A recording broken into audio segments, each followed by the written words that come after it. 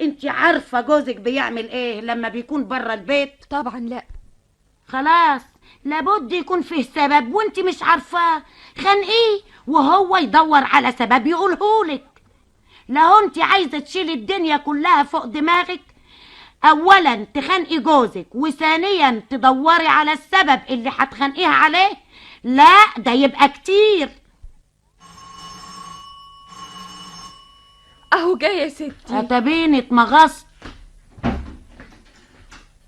نهارك سعيد يا مراتي يا حبيبتي. نهارك سعيد يا جوزي حبيبي. اهم. ايه وحشتيني قوي يا حياتي. وانت كمان يا روحي. اهم.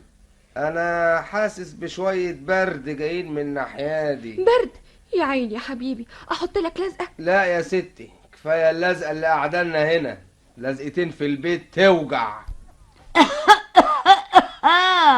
الله، مين؟ حماتي. اهلا اهلا ايه لا يا شيخ، يعني انت الصدف نواضرك ما انتش شايفني؟ لا مؤاخذة يا حماتي، لا مؤاخذة، العتب على النظر.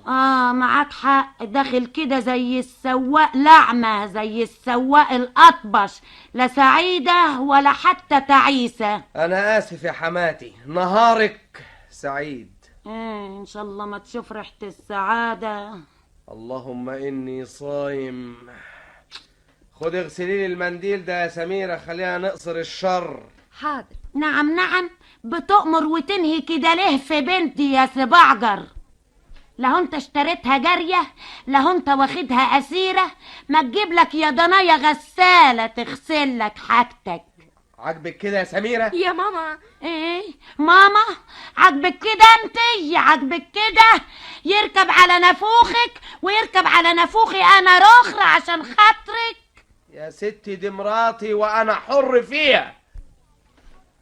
حر فيها يعني ايه يا اللي ما عندكش ريحة الفناس؟ فنيس؟ فنيس دي ايه؟ معرفش، انا سمعتها كده. يعني عايزاني